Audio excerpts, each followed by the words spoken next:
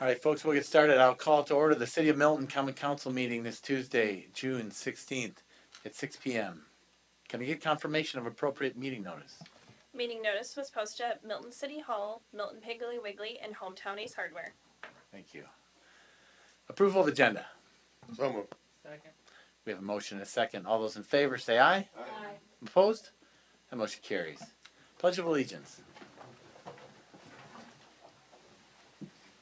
I pledge allegiance to the flag of the United States of America and to the republic for which it stands, one nation, under God, indivisible, with liberty and justice for all.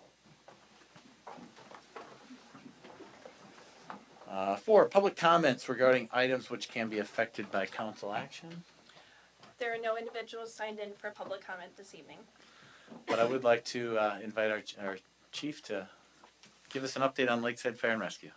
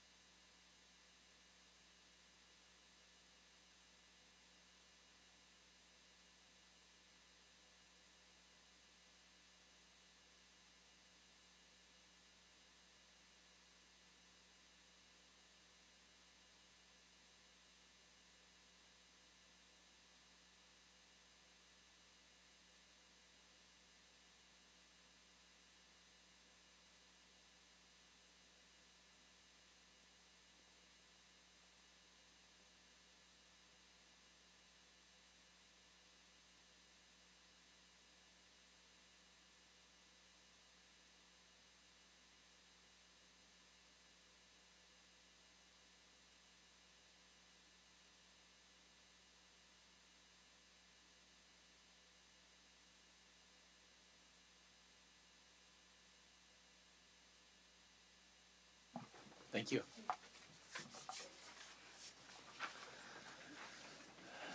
Number 5, mayoral proclamation, Monarch Butterfly Month. I am proclaiming June, Monarch Butterfly Month in the city of Milton. I'm not going to read this, but I'll sign it and have it available if anybody wants a copy to hang up at home or keep for records. Number 6, approval of the consent agenda. So move. Second. We have a motion and a second. All those in favor say aye. Aye. Anyone opposed? That motion carries. Number 7, discussion and possible action regarding special event permit application received from Open Doors Foundation for the Milton 4th of July Festival scheduled for July 1st through July 4th, 2026. Obviously, this is on here. There's a lot to unpack here with that's involved in this, but any discussion or questions? Yeah, I have a question. Has there been discussion with the groups that use Schilberg, like T-ball, for example, before the festival begins on July 1st? There's activities there that night.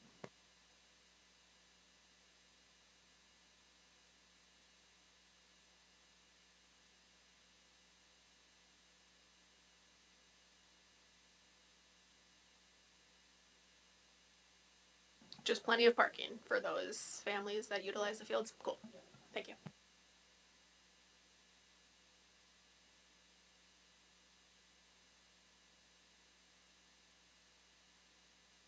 If no other discussion, then a motion to approve.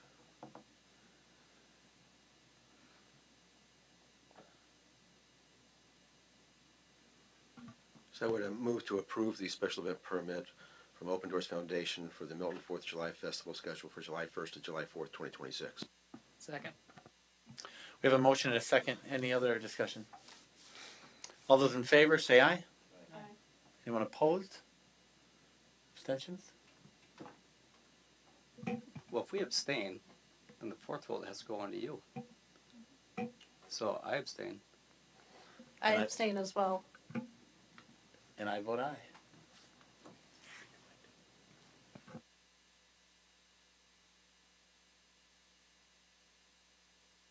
Just want to make sure you had all your notes. Okay. Number 8, discussion and possible action regarding a special event permit application received from Open Doors Foundation for the 4th of July parade scheduled for July 4th.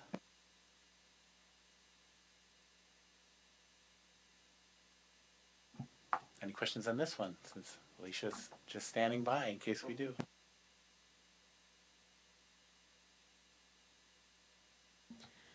I make a motion to approve the special event permit for the Milton 4th of July parade on July 4th, 2026. Second. There's a motion and a second. Any further discussion? All those in favor say aye. Aye. Opposed? Abstentions? I abstain. So I get to vote again. I vote aye. That motion carries. Number 9, discussion and possible action regarding a special event permit application received from the Milton Optimist for the Milton Optimist Independence Run.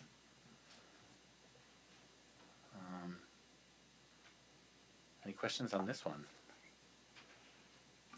I move to approve the special event permit received from the Milton Optimist for the Milton Optimist Independence Run. I second. I second. We have a motion and a second. Any further discussion? All those in favor say aye. Aye. Anyone opposed?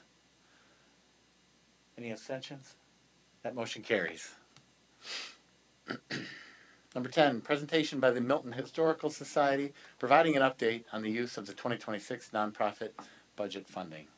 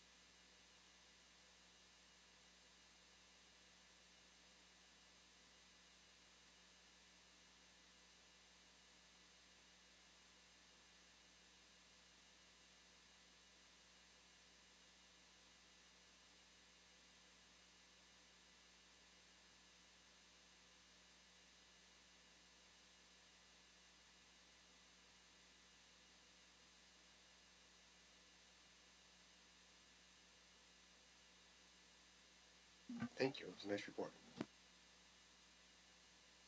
Yes, thank you for the update. Number 11, discussion and possible action regarding a development and use agreement with Legacy Park, Inc. and Milton Youth Football to develop a park at 240 North Janesville Street.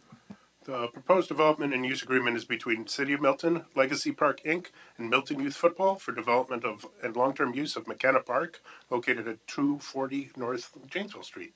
This agreement is structured as a public-private partnership in which Legacy Park assumes responsibility for delivering the project, while the city maintains long-term ownership and oversight. This approach allows for the development of a significant recreational amenity with limited upfront municipal capital investment. The city retains control over all construction through required planned approvals, and risk is mitigated through a performance and payment bond equal to 100% of the construction costs. The agreement also establishes clear project deadlines, with core improvements required by the end of 2027 and paving complete by the end of 2028. Use of the facility is balanced between organizational priority and public access. Milton Youth Football is granted priority scheduling during the football season, while the park remains open for the public when not in use. This ensures that this facility serves both its primary purpose and the broader community. Maintenance responsibilities are shared. Milton Youth Football is responsible for routine upkeep during the football season, including field and facility care, while the city assumes maintenance responsibilities outside of that time frame. Utilities and consumables will remain a city responsibility. For larger capital repairs and replacements, such as building systems or playground equipment, costs are shared evenly between the city and Legacy Park and Milton Youth Football.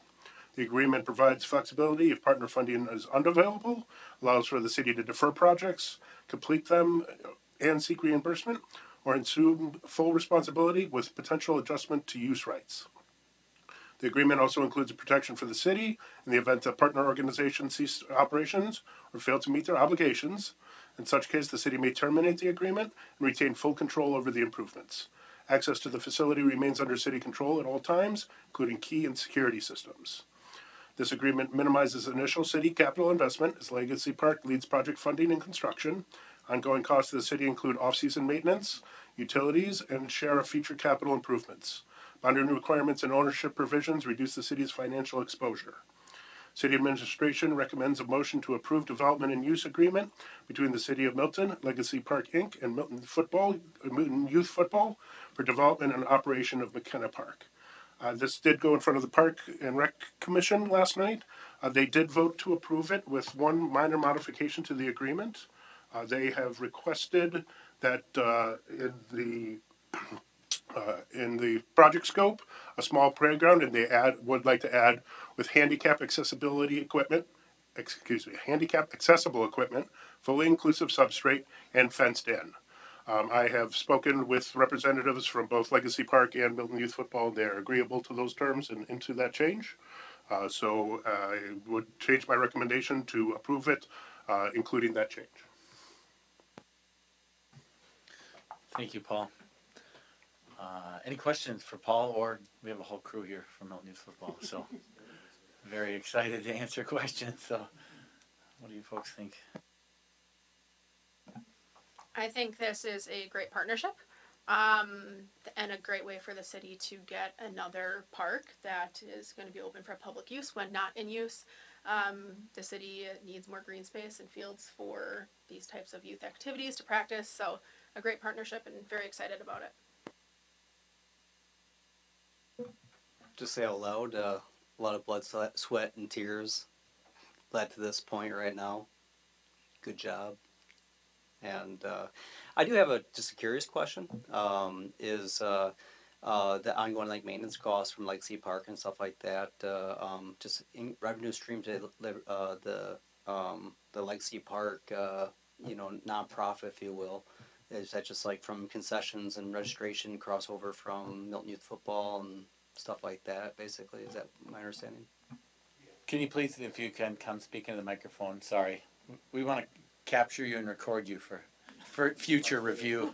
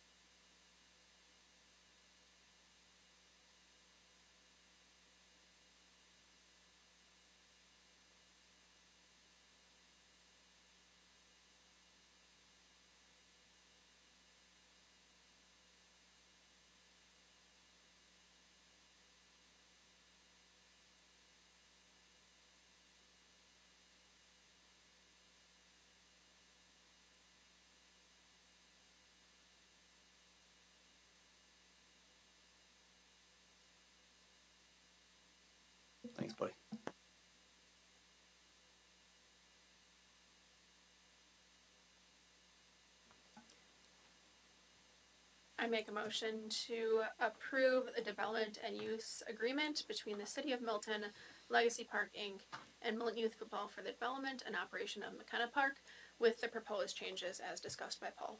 A second. We have a motion and a second. Is there any further discussion? All those in favor, say aye. Aye. Anyone opposed? That motion carries. Congratulations. Number 12, discussion and possible action regarding denial of the 2026-2027 operating license for Gracie Buscemi. An application for a regular operator's license was submitted by Gracie Buscemi on June 1st, 2026 to serve at Club Bub. After review, the application was denied by staff based on the alcohol beverage operator license guidelines. Letter was sent out to Gracie on June 2nd, which included the reasons for the denial along with the date of this meeting today. And in those license guidelines, the reason for the denial was 2 or more alcohol or drug-related convictions within 5 years would be recommended to the Common Council for denial of the operator's license. Just a note that this operator's license, while it was paid for by Club Bub, if it is approved, it is for the entire city. So if Gracie does not work there, she could work somewhere else also. And that is for all of our licenses within the city. The City of Milton administration recommends denial of the 2026 to 2027 operator's license application for Gracie Buscemi.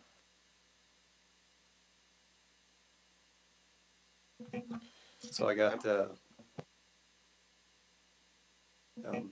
have a question and just some feedback to the council. First question, Chief, I don't know if you know this, the 2 incidents that we see on here, are they related? Are this the same instance or 2 parts? It's one incident. One instance with 2 lines, basically. Yeah, there multiple violations in the night. And Chief, there was one additional one that was not included on here, is that correct? This was the serving after hours that was not included? That was not included on that. That was a citation issued later after consult. So, I reached out and just kind of dug into this to understand a little bit better. And what I learned from this is Gracie is the daughter of Chaz, the owner. And so, and kind of the right-hand person. And there's another community person named Lauren. She's like the mother hen of all the bars. She's wonderful. So I reached out to understand this a little bit more context. And so Gracie is a right-hand person to Club Bub. She works her butt off with everything. And I hoped that she would be here tonight, that she would be here to answer some questions for us, maybe give some clarity and whatnot. But obviously I don't see anybody else, her in the audience. It doesn't excuse it or doesn't give a reason to approve or deny, but just give you guys a little more context that I learned behind this, of digging into it. So I just want to point that out to the council. I mean, I know that this isn't the forum for like debating the merits of like comprehensive drug policy. I would just have some questions, really around making sure that we're doing the right thing here. I've seen a lot of young people whose lives have been derailed because of quote unquote like simple offenses like this, minor drug offenses, which this offense could be legal in a year, or like the possession of marijuana could be very well be legal in a year, depending on how the new legislature sits down. And I just don't want to further punish someone who has probably already paid their fines, I'm sure, and have done their due diligence to amend the situation. And I don't want a record like this to prevent someone from being able to contribute to the community, even if it's serving alcohol. It would be a way for her to make some money to contribute to the community. So I would just like for us to think long and hard about whether or not we're doing the right thing by denying this. My question is, were these drug offenses or alcohol or both? They are both. It was from the same evening. The officer was performing a bar check after noticing people in after hours, and located the items on the bar. This individual took possession of the items, and there's also active serving after hours at that time. I guess I understand what you're saying. However, part of the reason we have these rules is that it shows when we have someone behind a counter serving alcohol, we want them to exercise good judgment. We want to have the ability and the willingness to exercise that judgment. And that, in my opinion, is one of the reasons we have these rules. And if that person has demonstrated a lack of judgment there, serving after hours, controlled substances, regardless of whether they're going to be legal or not down the road. And I don't have an issue with what you're saying, but the rules right now are what they are. And if the person's not going to come to advocate for themselves, I guess that's, for me, is an issue. If it's not up to me to take care of that person's life, I mean, I have some empathy and some sympathy with things, but I also think that people have a personal responsibility to come and advocate for themselves and to make choices as adults when they're in a profession and they're wanting to practice that profession. Is there a reason why the alcohol-related offense isn't on here? This was the form that this individual submitted for review, so that was left off. That's a concern to me as well. I would agree with Ken and what he said. We have to apply the rules as they are right now, and if there's not full transparency in all the charges that this person has, then that's a concern if they're not taking ownership of those charges. Is this a first offense for her? Do you know? For the serving after hours, yes. I don't know about the other two drug-related offenses. Thank you. A couple things that I would like to add for operators licenses in general, just for information. Operators licenses are mandated by the state of Wisconsin as far as the rules.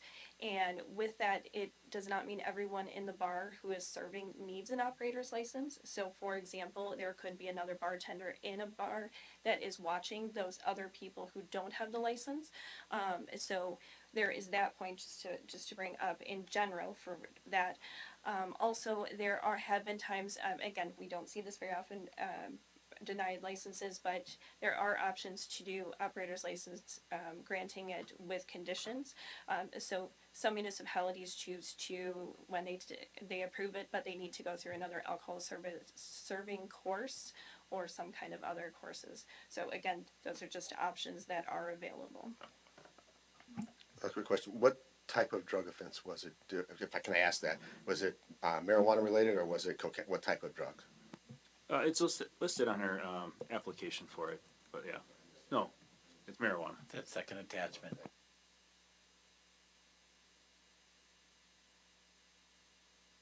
I guess a follow-up question would be if this was denied, could they reapply next year and then we would go through the same process? Yes, that's correct.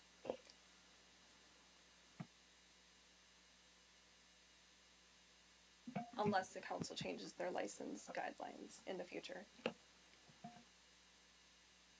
I guess I would move to deny the 2026-2027 operator license application for Gracie Buscemi. Second. We have a motion and a second. Is there any further discussion? Then all those in favor say aye. Aye. Anyone opposed? That motion carries. Number 13, City of Milton 2025 audit. The 2025 audit is complete and attached to the agenda tonight. There were no surprises. Everything was as expected. The city remains in a strong financial shape. Any questions, I'm happy to answer. Otherwise, everything's business as usual this year.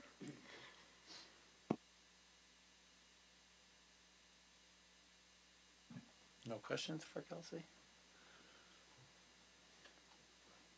All right, well, thank you for your hard work on that. Number 14, discussion and possible action regarding Resolution 2026-13, resolution authorizing the issuance and sale of a $3,325,000 general obligation promissory note, Series 2026.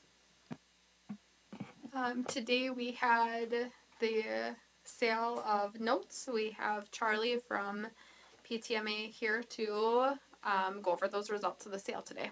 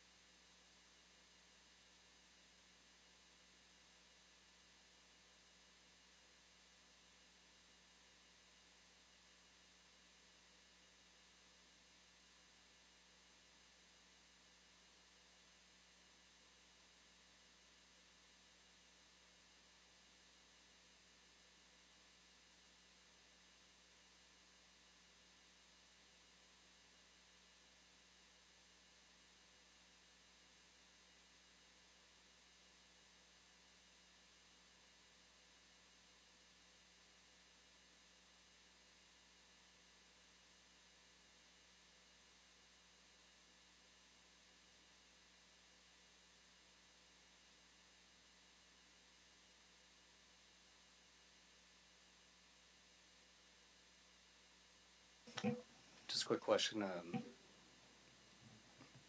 The term 1 coupon, term 2, term 3, is that call options on there for 35, 37, 39?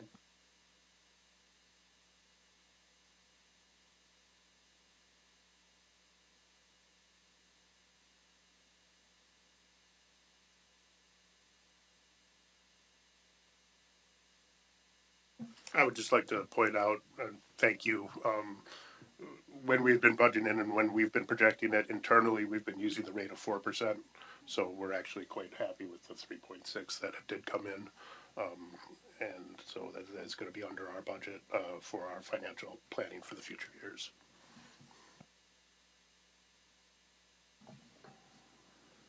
Okay, well, thank you.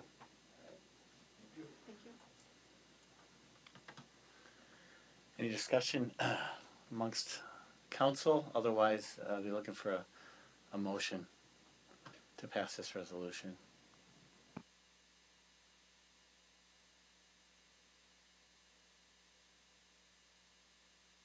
I would move to approve the issuance and sale of $3.32 million general obligation promissory note series 2026.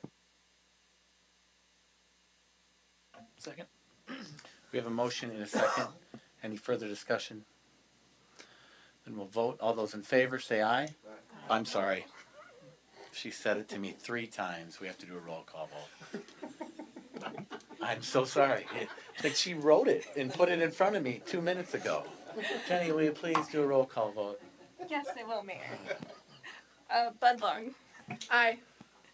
Goldman, Aye. Hensy, Abstain. Reed, Aye, yes. Smith, Aye. and Walker. That motion carries. Thank you. I'm sorry, Jenny. Number 15, discussion and possible action regarding upgrade of council chambers AV capabilities. During the budget process, the city included $37,368 for council chamber AV improvements based on a placeholder estimate from the city's IT contractor. Staff has since requested competitive quotes from additional contractors. The proposals received include a wide range of equipment, features, costs, making it important to understand the council's priorities before moving forward. The goal is to create a flexible space that can be used for council meetings, board and commission meetings, employee training, roundtable discussions, court proceedings, and other public meetings. The system should be easy to use for individuals with varying level of technological experience. So the staff is requesting feedback on the following. And I'm going to touch each of these point by point so we can discuss each point by point so we can get a feedback from you guys.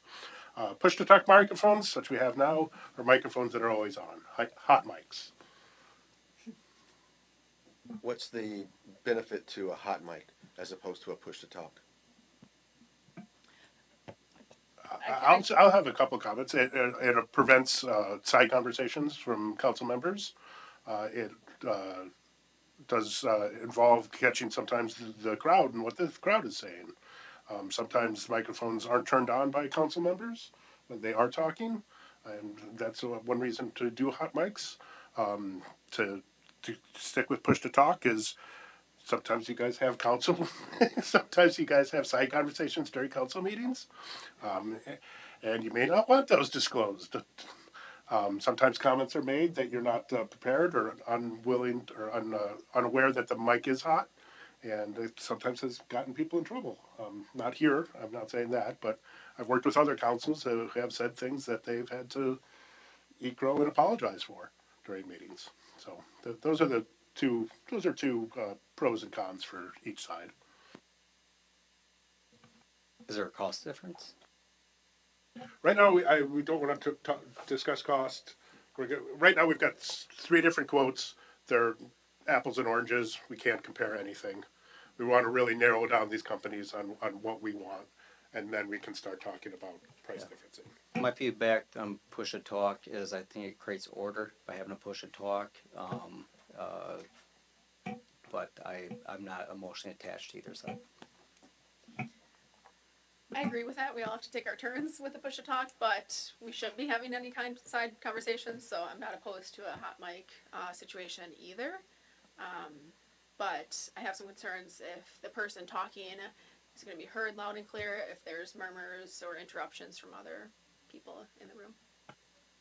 I would agree with that last part. If there is a murmuring that happens, because I think side conversations do happen sometimes, and that you get that murmuring, and then can you hear what the person that's actually speaking is saying? I personally, if I have, because I know what you're looking for, some guidance, and we haven't given you any yet. We've all been pretty ambivalent. I would fall down on the push to talk side, but I'm used to doing that from my past life of always having to push to talk, so I'm pretty comfortable with it myself. But that's where I lean. I like the push to talk personally too. I don't care either way. Eric? Push to talk. Jenny has to edit my stuff enough as it is, so I think it's good for me to keep it push to talk. Publicly, I'd like to say I do not edit anything from the meeting once it is called to order. Just waiting for that one That to was a come out joke. when he That said was a that. joke. We should start over. Thank you. Ceiling microphones to pick up audience comments. Pros for these, I think, definitely when we're having community meetings and things of that nature, we have a challenge recording those community meetings because someone's running around with a microphone to try and get that person to talk. Someone's talking without the microphone in front of them. We've had a couple of community meetings, one with a residential development just recently, one with our rezoning, our comprehensive plan. We've had those community meetings where we just do not have the capabilities to record. I think that's something positive. That might be a like more than a need, but something to discuss. I would lean towards that. I think having microphones that pick up the audience is a good idea. Even from like an accessibility perspective, like some people might not be able to stand and walk to a podium and speak. It might just be easier for them to talk from their chair.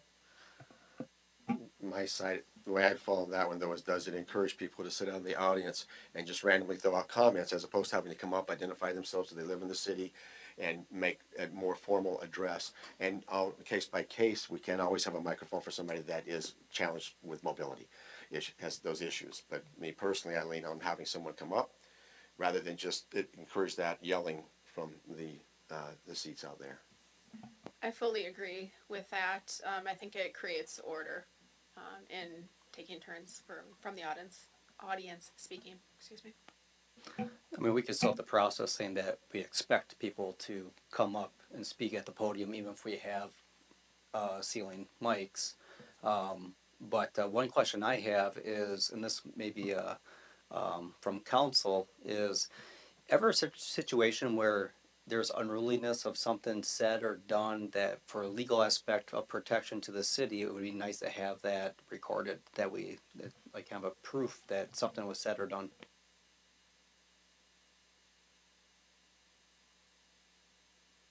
I guess you're referring to a situation where perhaps there's enforcement action taken by the chair of the meeting, and you want to have the record of the reason for that. Is that where you're thinking? That could be an example, but just an overall general question, I suppose.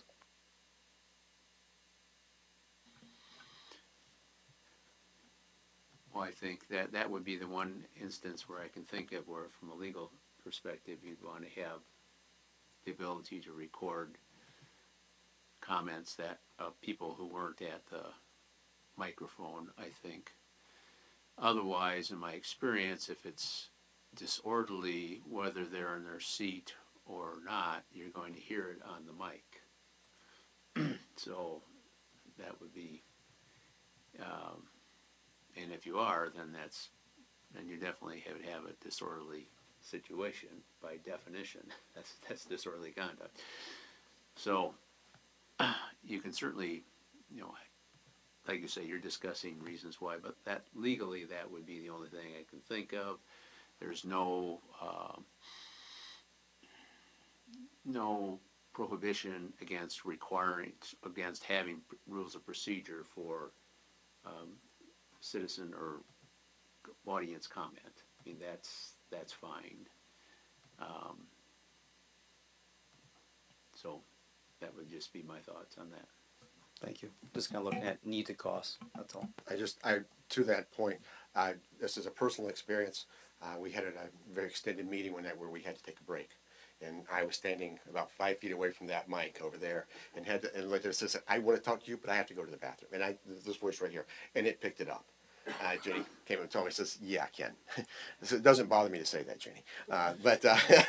So just to give you a reference, even speaking in a conversational tone, not standing at that mic, it picked it up, and that's not even a great mic, to be honest with you. So if we upgrade it, I mean, my other question, if we do that, Paul, if you do like the ones in the ceiling, and I don't have an issue with it, is the only request I would make is then that those mics in the ceiling and that mic at the podium are on different channels, so that if we had to see what this person was saying, we can shut one channel off at the video so we can hear what that person said. If we needed to refer back to it at a future date, then I guess I really wouldn't care, but I'd always want to have that one for the person to have to get up and address at.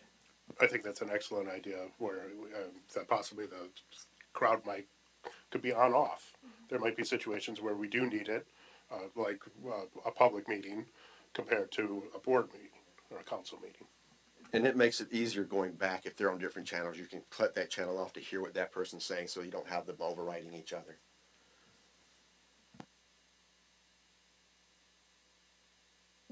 Any other thoughts or comments? Any I agree with Ken. conclusions? Yes to ceiling mics. We can always look at those cost factors once they get the quotes. So Yep. we can make the final decision This based is on that not, later. this is not creating a done deal today. Absolutely. Capability to utilize virtual meeting platforms such as Microsoft Teams, Zoom, or both.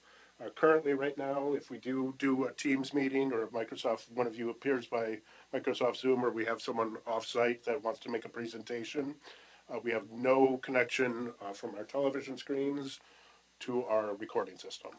I say yes. That is certainly a challenge. If we tried one meeting, I think this was before most of you were here, where we had two people on the Zoom meeting, and that we weren't able to record that at all. It worked out very, very, very poorly. And yeah, so some of our options, we could designate one council seat as a laptop station with a single cable connection for audio, video, connected to the three TVs and changing. We could support Teams, Zoom, and Facebook Live. And another option is allow streaming of camera views and PowerPoint content. If we were going to do Zoom, and I agree, I wholeheartedly would like to have Zoom or Teams, either one or both, I don't care which one. Is it possible then that whichever, make one of these monitors something dedicated for that, and then have it like a sound bar or something, so we don't have to dedicate one of these spots, so we can hear them and they can hear us over that, rather than taking up one of the slots, just something that would project their voice when they want to be heard. You see that? Okay. Since I have been kind of going through this, is that currently a big downfall of our current microphone system is there's only availability of 4 spots that can be on at one time, which is something that we're looking at getting rid of. So that is a done deal, because when you vote, you can only hear four people at a time. With the system, with a Zoom module, which is specific only to Zoom, or if you want to allow Teams also, that would not take up a spot. So there would not be that issue in the future. So that is definitely one of the main goals of this project, is the microphones would not have that limit.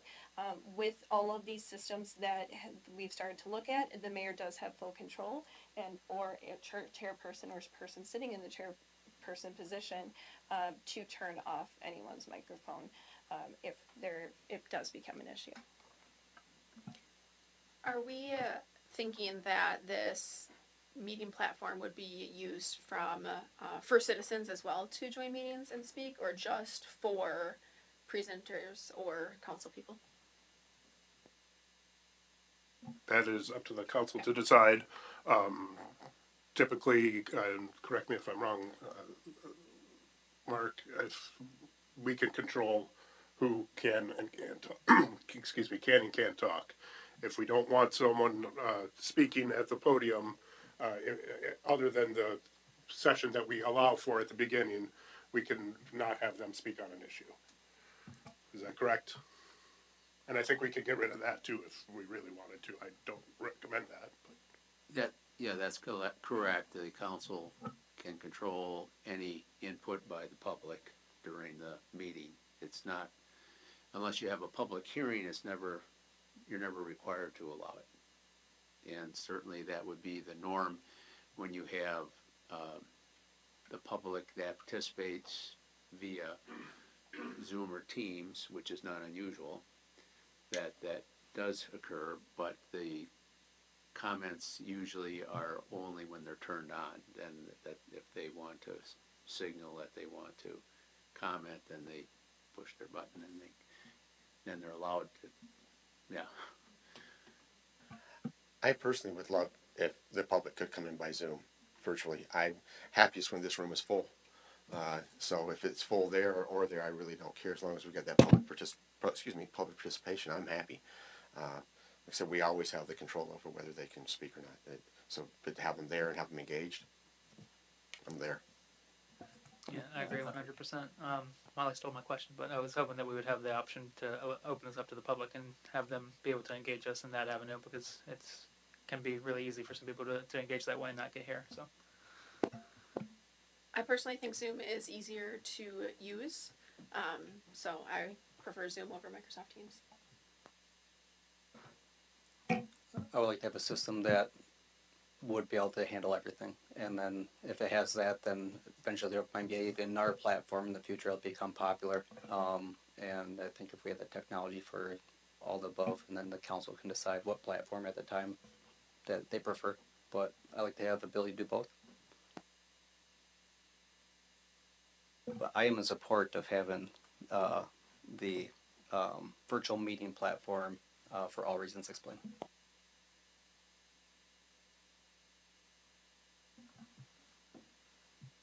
Okay, moving on. Ongoing maintenance agreement to ensure issues can be resolved quickly. Right now, we have a resident in town that has donated several hours of his time to come and help us out with our AV system. He's not always available. He donates his time, though, to us. We have had to bring in our IT guys sometimes. They're not always available. They're not always have the ability to drop everything and come here. I think ideally staff would like to see a service agreement with a company so we can make that call and say, why aren't our microphones working this afternoon? But that ultimately is up to you guys.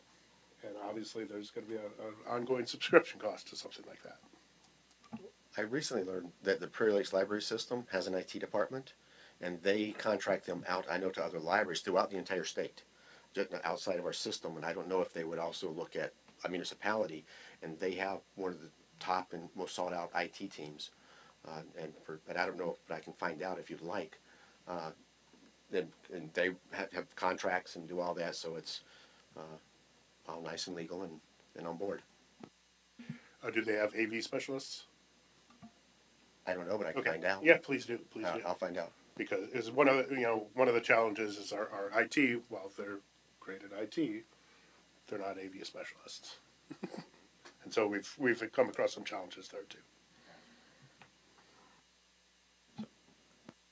Yes, I'd at least get a quote, understand what that maintenance agreement looks like, so that we don't have to fight over wires like we were doing before a meeting tonight. And Jenny will be under less stress, along with Paul.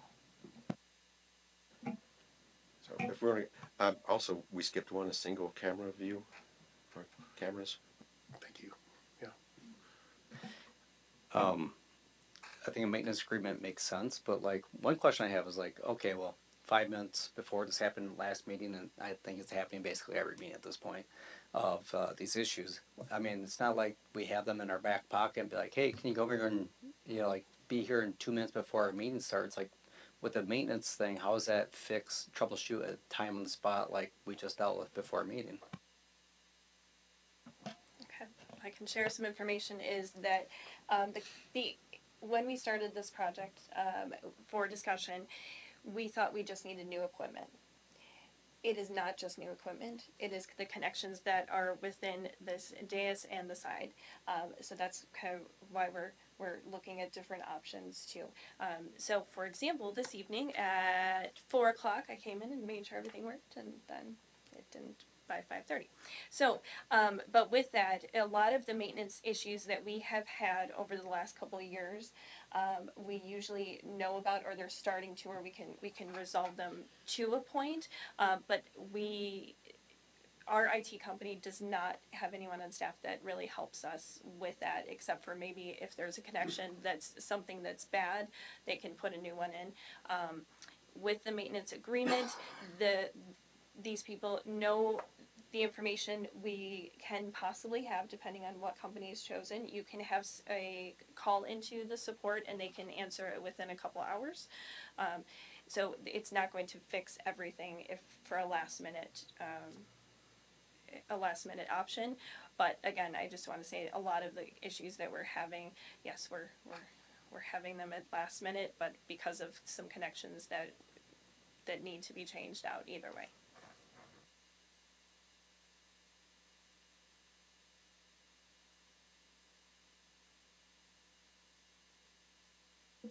I guess I would be in support of a maintenance agreement so it doesn't put that burden on the staff. But I would ultimately hope a brand new system would work, at least in the short term. And I do want to say, a lot of these companies have said that our current system, while it's an okay system, is kind of pieced together. So that is a concern. So with this, again, another reason why we're bringing this to the council for discussion is because of the original quote, they actually included to reusing some of our existing equipment. And I do have a concern about that if we are reusing some of our existing equipment, that if it is going to cause us issues in the future. Stepping back one, that I did miss, single camera view or cameras that automatically focus on the speaker. Currently, we've got 3 static cameras in the room, one wide shot on all of us, one hits the podium and one hits the crowd. They do make equipment now that when you start talking, it will track to you and zoom in on you.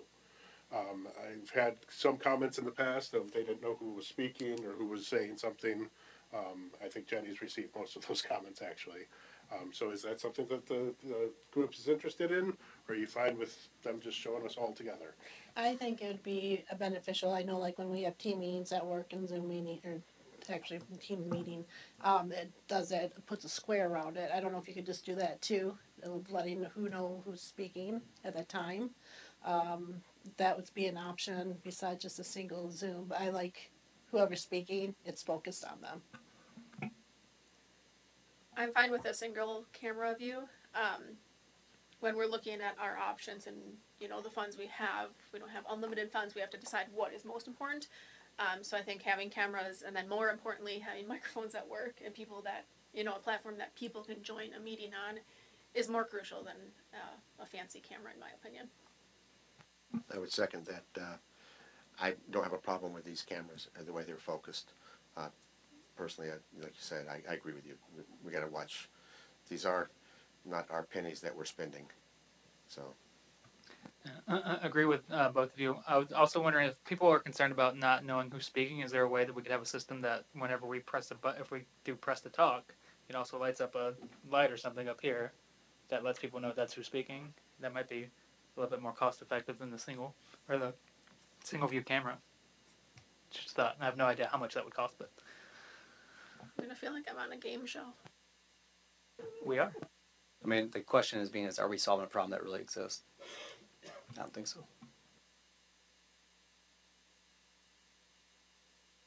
This is another thing that might help out closed captioning or hearing assistant features.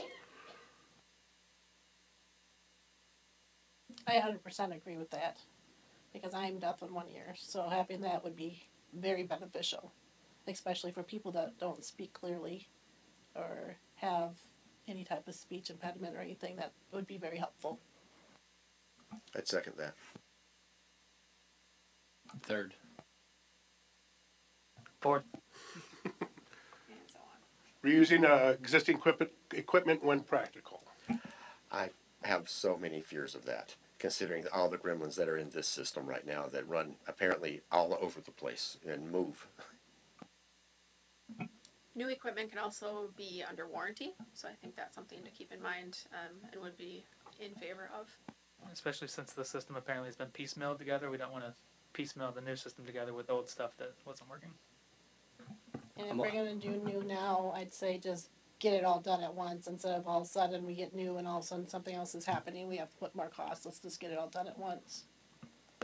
I'm all about being frugal. I'm all about getting a new system, and as that system wears, piecemeal it to limp it along to get life and extension. But I feel like we've done that, and I think it's time that a full refurbish is necessary.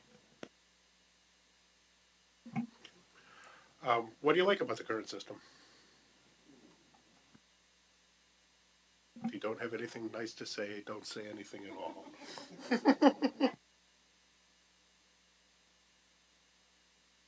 No, next one I'm going to let you not say nice things. No likes, okay. What frustrations would you like to see fixed? Obviously, the microphone issue is top of the line, but other things that need to be addressed. The ability to go live on YouTube or whatever social media platform. The audience microphone, Yes. for how many people walk up there and don't think it's on. And I don't think it's on either a lot of the times when they start talking. So fixing that where it clearly projects their voice out would be helpful. It's a recent issue that we've just encountered. That was my But frustration. there is frustration. But yes, obviously it's a problem that needs to be addressed. Yeah, there needs to be something that's amplifying to the audience and coming through the speaker, just like we're hearing it, because people talk softly, especially if they're nervous. Do you like these speakers at each system? I'll add that question. I do. Okay. I guess with that, I think we already have this. I think I've seen Charla may use this is a hearing piece. We already have that.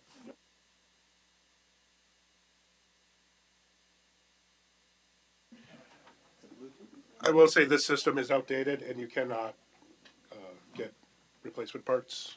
We've even looked on eBay to try and scab something together to make it work short term. So we would have to be going to a new system, but we will definitely look at that, keeping that option available. Any other frustrations?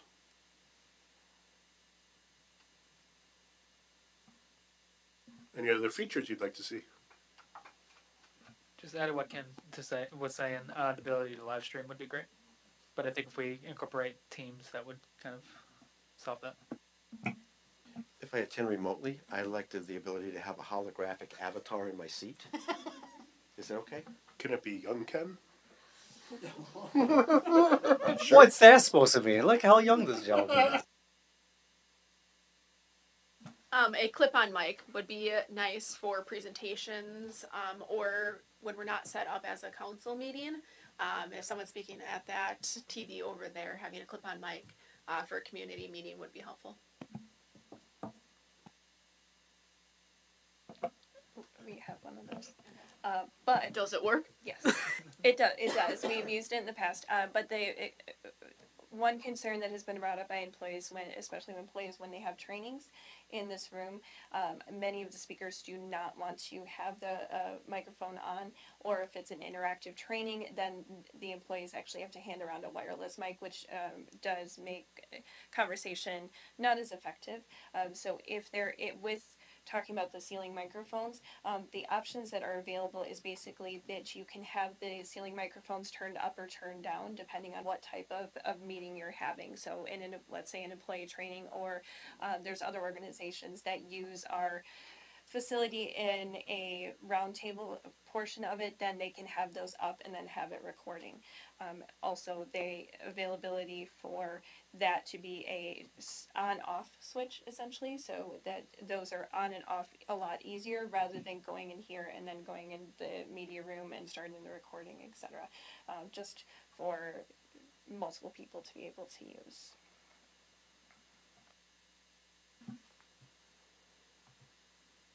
Anyone else like to offer some input?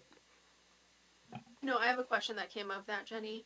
If a organization or group was using this and it's not a public meeting, they record it. Do we have the ability to export that recording to them, or what happens to that recording? Yes, we do actually have that. So we have done that for a few organizations in the past. One of them is the Chamber Debate used to be here. They used to use ours. And so we would just, all I have to do is download it, put it on a flash drive, or email it to them directly. And again, that would be any new system that we're discussing too.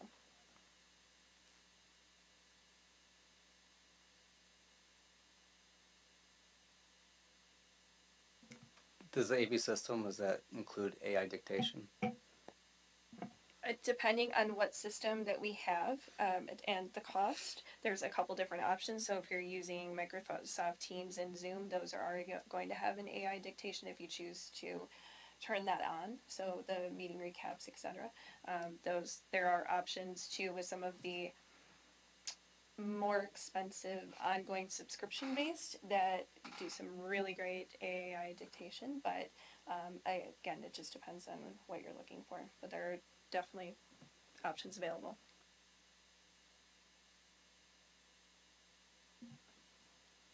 Anyone else want to chime in? I just was gonna go back to the Microsoft Teams or Zoom. Where I work currently, we've had both. Zoom, we had a lot of freezing, a lot of issues with Zoom. Microsoft Teams we currently have. We do have some issues, but not as much. When you have a lot of a large audience, I know Zoom would freeze quite a bit with that. Microsoft Teams with a larger audience, if you turn off cameras, it works just fine. But sometimes you do have freezing with pictures and people speaking as well. So, but overall, Microsoft is a little bit better with larger audiences than Zoom. So I just thought I'd throw that in there from working. Also, there is a question that I do have for the council is if there is an interest for the audience to view the stream live compared to interacting, there is going to be a cost difference, and I would think it's actually going to be a significant cost difference where we have a Zoom license currently. So we can do Zoom. Right now, our concern is we cannot have it recorded and have a good conversation because we have tried where we've had put in a wireless microphone next to the TV to try and get that into the recording. So if that is an interest to have a Zoom meeting on a consistent basis versus pushing it out to, like, for example, YouTube Live or Facebook Live, Microsoft Teams Live, then that may just be an additional cost if it's on a consistent basis compared to when a council member wants to interact that way, or we have a speaker that we want to interact. It's just a different setup. If we did all Teams meetings, wouldn't the audience be able to come in and watch through that? Via Teams, yes. Yeah. But once we get to Zoom and Or Zoom? no, because if you want interaction for them to be able to turn their mic on and speak, then depending on how many it is, how many there are. But what if we just want them to watch? That's the question. Okay, we'll look so into we that. can guide. Okay. That's the question. Yep. That's just the guidance what we would like, or we can. I can find out both options. What is available. So I feel like if I'm a citizen, I'm curious to watch in a meeting, I could just turn on the Teams and just watch it from my house, and that's basically live to me. I mean, I could be marked in video off and just be watching, right? So what's the value add of paying all the money for YouTube Live? There's actually not a cost for YouTube Live. That's the simplest way to do it. The concern that with this current system, we actually received multiple complaints about the quality because of the bandwidth when we're doing YouTube Live, and that's based on the cameras that we currently have. We do not have a large audience that are watching on live, or it has not been in the past. So there was concerns about that. There was concerns about the sound on the YouTube Live. So instead, that's why it was switched to uploading after. But again, there's no cost YouTube Live, but if it's a Zoom meeting where you want people to be able to interact, I know that is a different license, I believe, than what we currently have. I'm looking at Kelsey, but I think that we actually have, for certain meetings, we've actually had to increase that license so that we can have a large amount of people. There's limits on those, and again, we can research into those and bring those back too. Are we going to have video issues with Teams and Zoom? With the, is it going to be the same problem with that than you were having the YouTube Live? I don't know that answer. So depending on if we want to look at all of those options, I can ask those companies what they recommend, and if there are concerns, then we may may make a recommendation to scale that back slightly. Do we have the option then, if we're looking at, if not a toggle on, toggle off for that, for if we know that we're going to have a meeting where there's a public hearing, we could toggle that on and pay for it then. But if we have a meeting like today where there's no public hearing, and not have that option where people could just go to YouTube and watch live. So we don't, I'm asking, is that an option to be able to do that so it costs us less overall throughout the year? When we know we're going to have this room full, then we toggle that option on and pay for it at that time. For Zoom, yes. And I believe it's a monthly cost, so it would be for a certain period of time. Microsoft Teams, I do not know as much about that, so I would have to find out the options for them. But yes, you could use it in different ways. If we go live,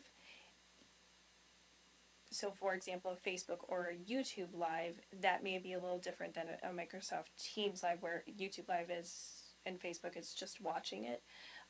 And then we would use a different platform for other options. I'm trying to think of the best way to balance public participation and input and our funds that we have. In my opinion in this is to use YouTube Live to broadcast our meetings live. I think everyone should be able to attend our meetings live. I don't want to see Facebook simply because some people don't have a Facebook account.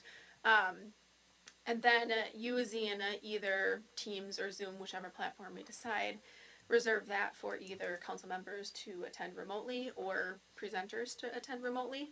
And then any public comment that people want to make can be either done in person or in writing to Jenny to be read into the record. Trying to balance that the best we can that's my opinion.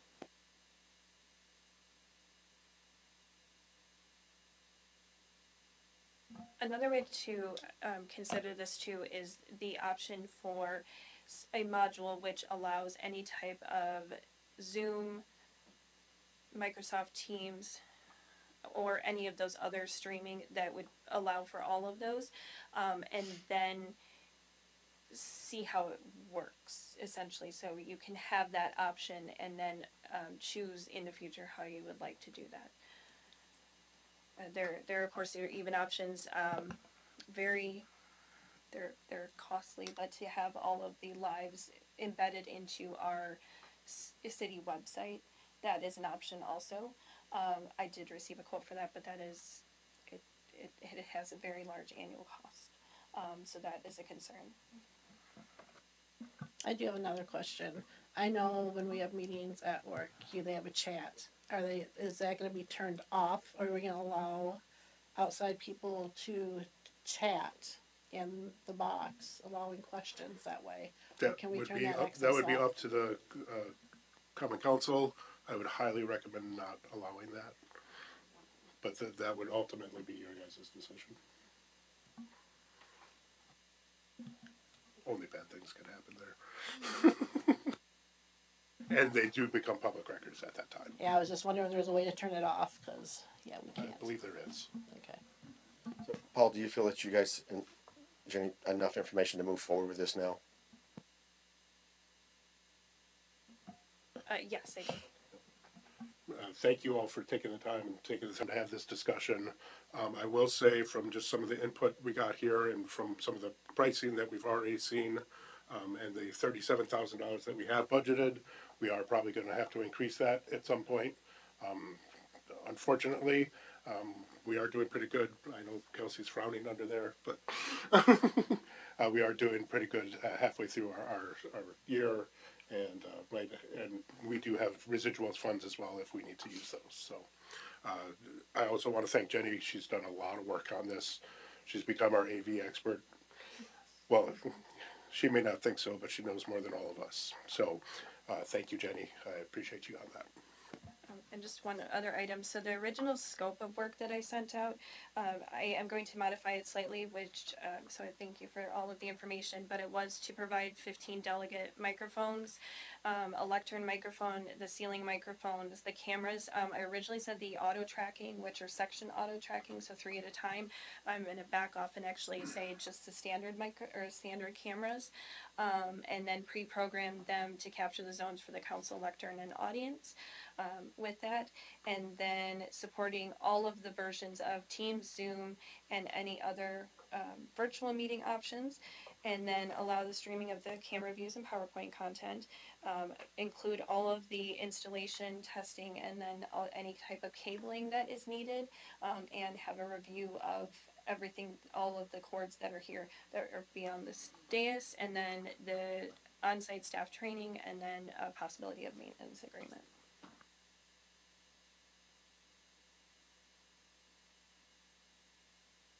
Okay, thank you, everyone. Good discussion. Number 16, discussion and possible action regarding solar PV system installation bid award. The solar PV system installation project includes installation of solar panels at well 5 and well 6. The project was advertised for bids in the Janesville Gazette on April 29th and May 6th. 5 bids were submitted through Quest. One bidder did not submit the required bid bond, the bid was not opened. The other 4 bids were opened on May 21st at 1:30 p.m. for the subject project. Upper 90 has evaluated the bids and bidders. The low bid was submitted by LTL LED LLC, doing business as Wolf River Electric. The total bid amount for the bid is $1,750.17. The project will be funded by the water utility and rebates for solar installation by the federal government. Recommended motion is to award the installation bid for the solar to Wolf River Electric for $201,750.17.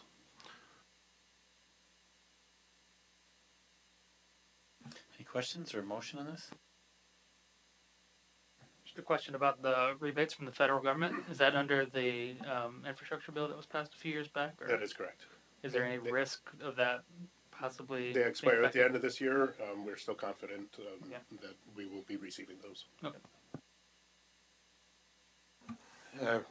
Make a motion to award the solar PV system installation bid to LTL LED LLC, doing business as Wolf River Electric, for $201,750.17. I second. We have a motion and a second. Is there any further discussion? All those in favor say aye. Aye. Anyone opposed? That motion carries. Number 17, discussion and possible action regarding ordinance 2026-589, amending section 14-2 relating to outdoor display licenses. As part of the city's zoning code update in 2025, the former Central Business District, also known as B3, zoning classification was replaced with CMU, Central Mixed Use Zoning District. Section 14-2 regarding outdoor display license of the city's code still contains references to the former B3 district and should be updated to reflect the city's current zoning terminology. The proposed ordinance amends this section to allow outdoor display licenses only on public sidewalks located within the CMU, and that is consistent with the current zoning code classifications. It also amends the section 14-2E to clarify that fees collected for outdoor display licenses will continue to be allocated towards beautification projects within the CMU Central Mixed Use Zoning District compared to the B3 district. This amendment is administrative only and does not change the city's existing outdoor display license requirements or regulations. The regulations are it's an annual license that it does need to be applied for. It starts July 1st and ends June 30th of each year. Staff recommends approval of ordinance 2026-589, amending section 14-2 relating to outdoor display licenses. So this is basically a housekeeping change. That is correct. I make a motion to approve ordinance number 2026-589, amending section 14-2 relating to outdoor display licenses. Second. We have a motion and a second. Is there I have any a further? question. Point of order. Ordinances need to be waived for the second and third. I meant to do that and I forgot. Sorry, Mark. He was ready.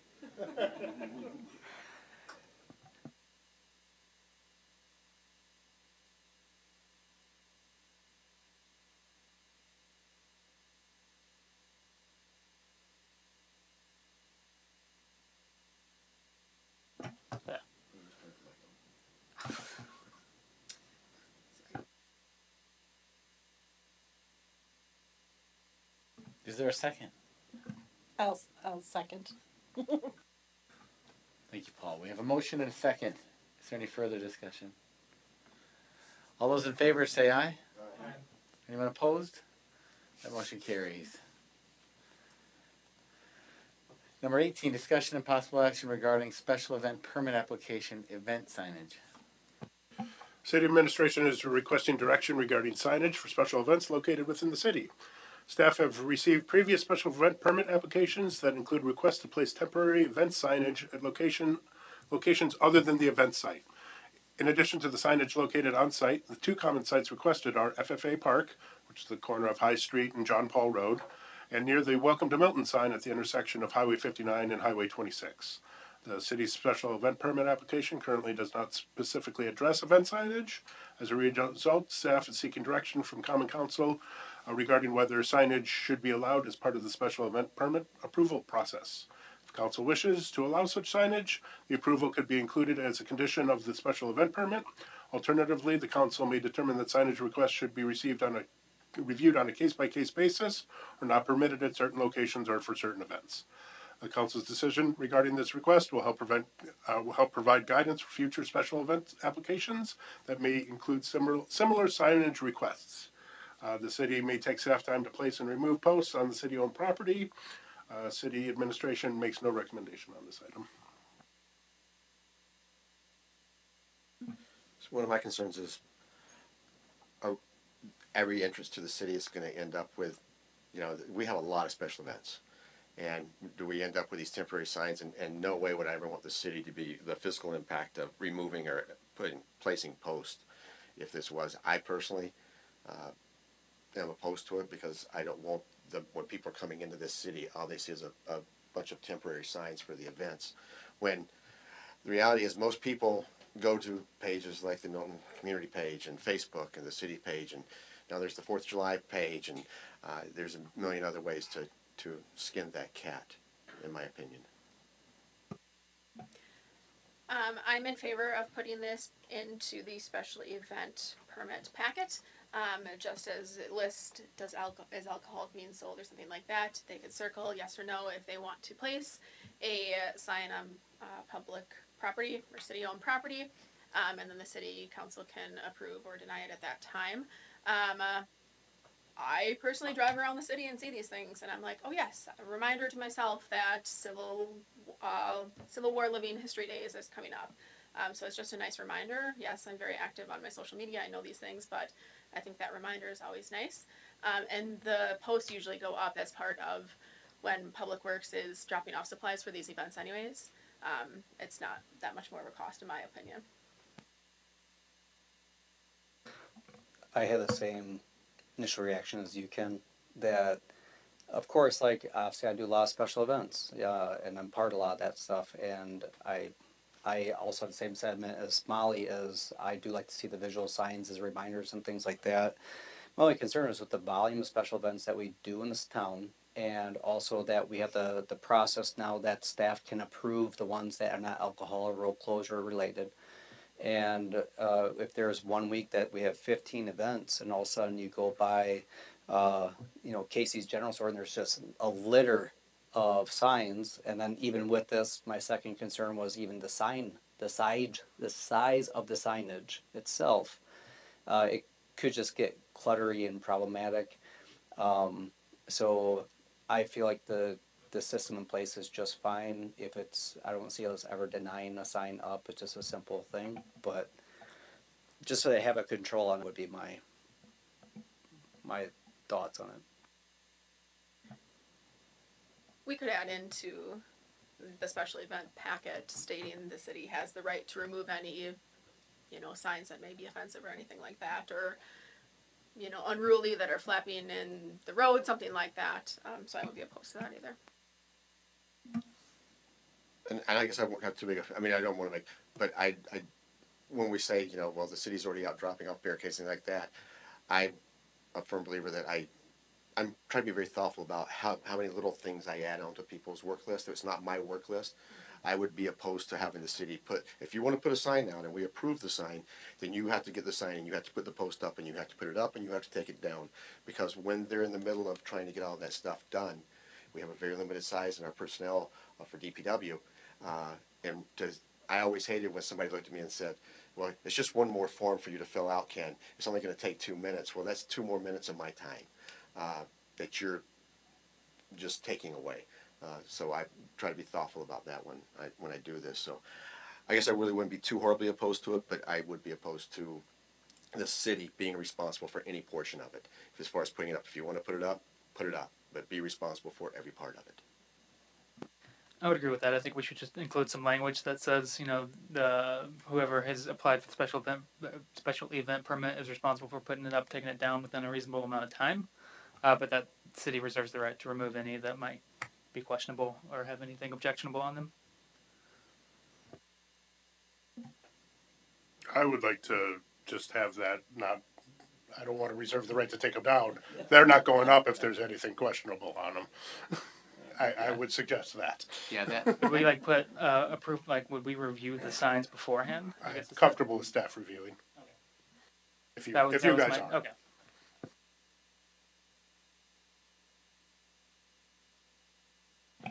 I make a motion to add language to the special event permit application, allowing staff review of signage, and signs may go on city-owned property so long as the organization is fully responsible for installation and removal.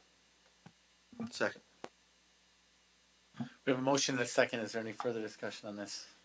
I would like to see some controls added as far as the size of the banner, like a standard 4x6 or smaller, and then a quantity control saying first come first serve of 3 banners at a time at a certain location or something like that. Do we have regulations There on is signage? signage regulations already through our zoning code that would require that I believe it's 3x6 off the top of my head, or it's actually set by a square footage, but it's a reasonable number already. I do have one question. If they don't remove their sign, are they gonna get penalized somehow? They lose their sign. They probably wouldn't Those care aren't at that cheap. point. You always have the option in the future then, if that same organization, if this becomes an annual event, and then we can just say you can't have a sign that year. We have that option as a council to do that, to approve or disapprove. So when we're looking forward to looking at that, like I said, there are options other than just some type of penalty that's financial in nature. Anything further? Any questions? Anything? Then we will vote. All those in favor say aye. Anyone opposed? The motion carries. Number 19, discussion and possible action regarding the 2026-2027 alcohol license renewals. City of Milton alcohol license are renewed on an annual basis for the licensing period of July 1st through June 30th. That is also the state of Wisconsin requirement licensing period. All the applications are subject to a background check performed by the Milton Police Department and then further reviewed for outstanding fees by the municipal court clerk and the city clerk, myself. And then also, they are checked with all of the distributors in the area to find out if there are any outstanding fees.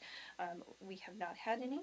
So that list that's included in the memo are all of the license applications that have been submitted this year. The one change that has been noted since last renewal period is the agent position for Dollar General Store number 6787 is Donna Bamberger in the place of Brandy Church. Staff recommends council approval of the 2026 to 2027 alcohol license, but recommends if you just decide to approve these pending any outstanding charges due to the city of Milton.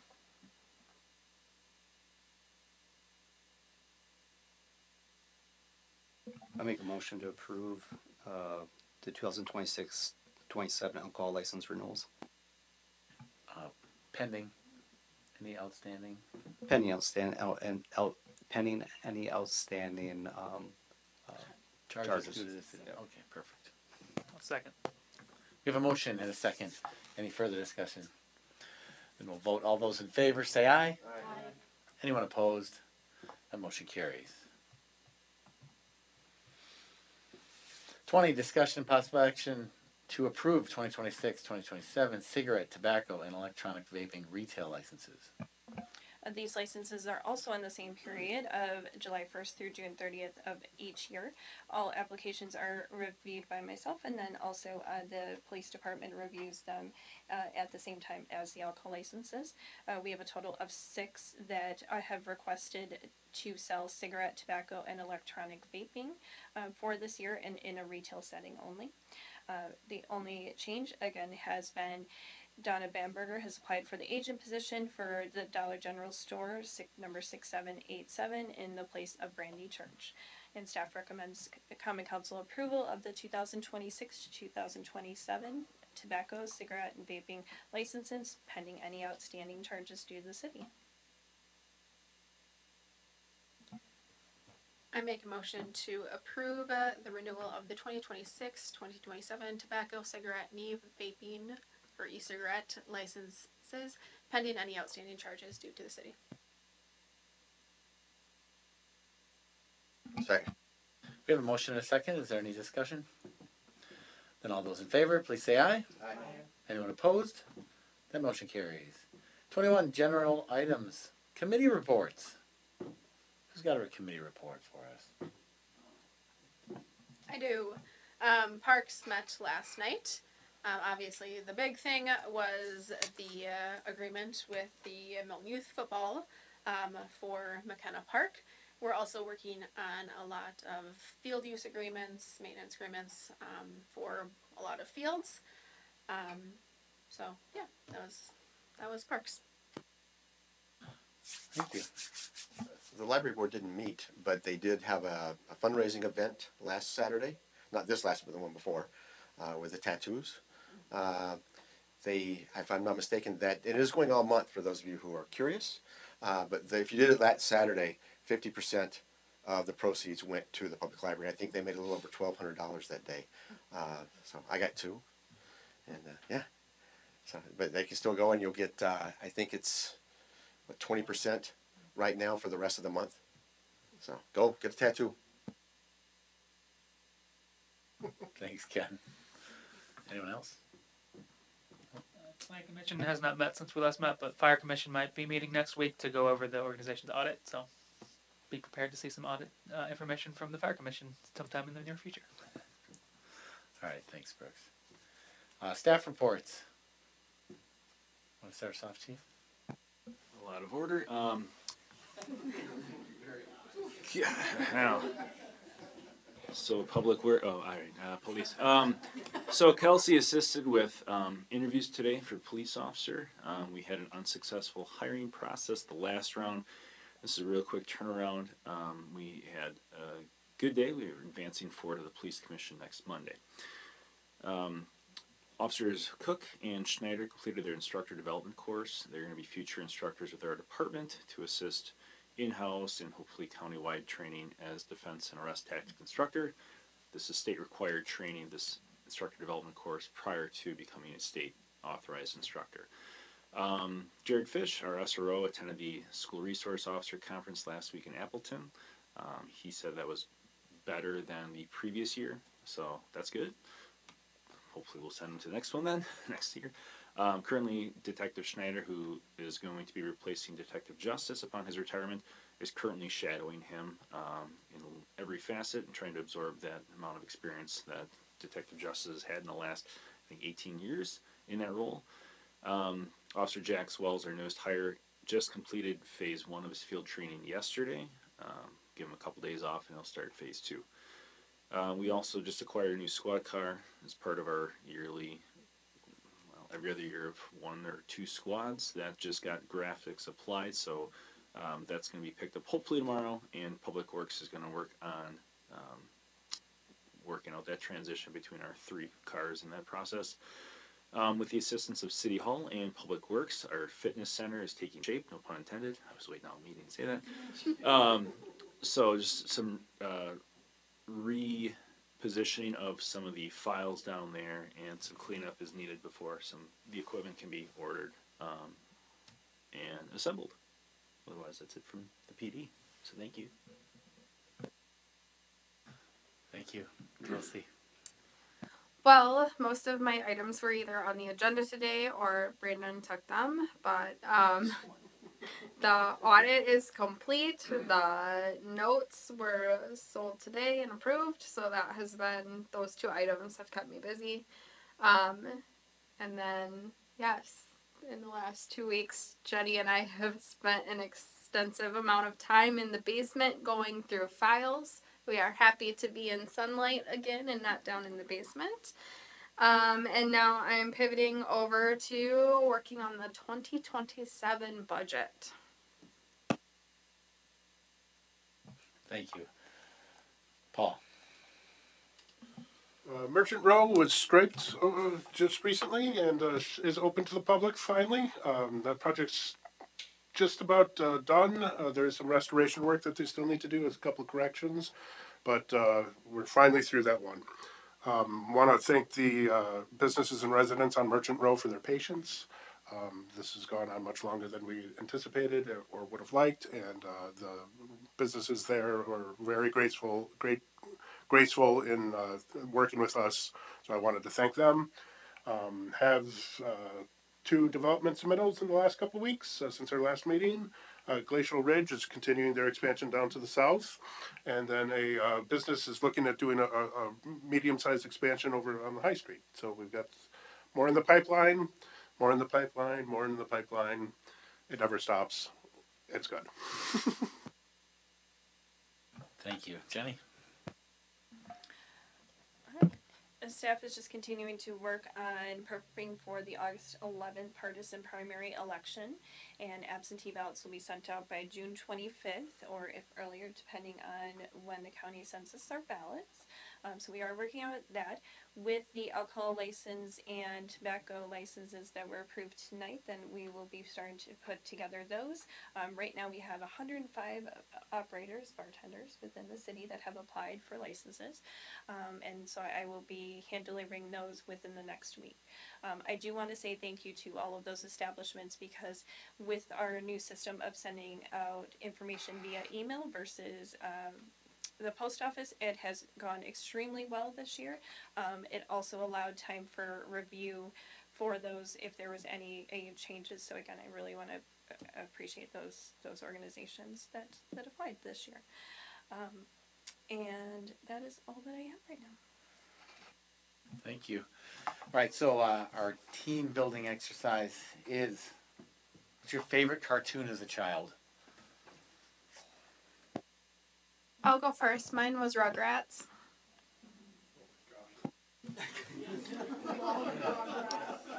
What are the parameters for like the age of a child that you're going for? Because that could change my answer.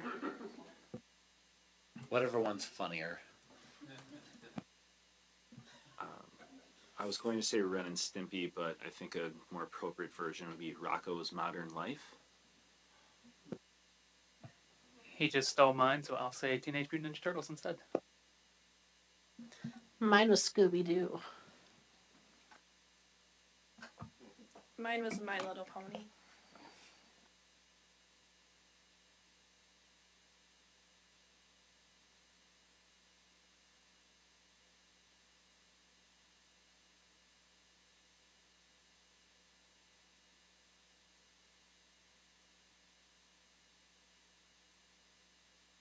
See, that's what they don't get, Paul, is that you had to, for all of you young ones, you had Saturday morning.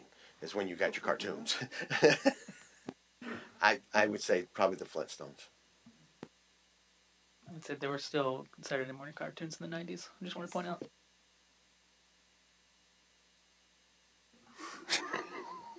They're not as good. Boy, I'm gonna go with He-Man, Masters of the Universe. You're gonna go see the movie? Not at all.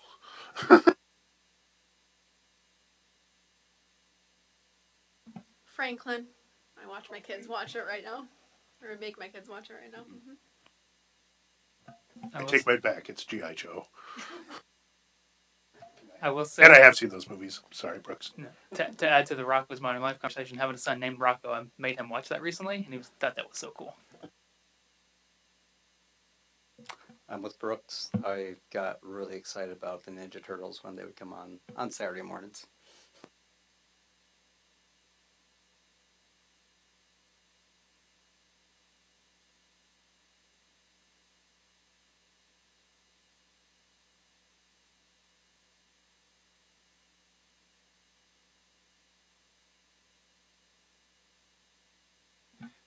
Well, most of the ones you've named weren't on when I was a kid, so so I would say it has more variety, and I think it's more biting humor. As you get older, you appreciate it better. The Bugs Bunny Show. No one said Inspector Gadget. All that stuff. thought about that when we That's true. Okay, good. All right. Play, please. I'm sorry?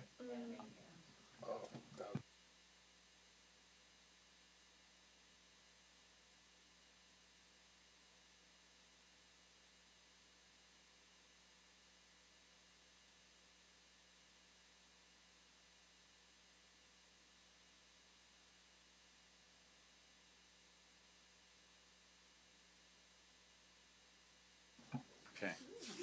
All right. Thanks, everybody. That's fun. Inspector, what's yours? I said Inspector Okay, Gadget. well, you just said no one said it. Oh, sorry. Inspector Gadget. Or the Bugs Bunny would be fun. You know, the Roadrunner getting smashed just over and over. Yeah, anyway. Yes. Oh my gosh. Okay, our next meeting date is July 7th, 2026. I'd entertain a motion to adjourn. So move. Second.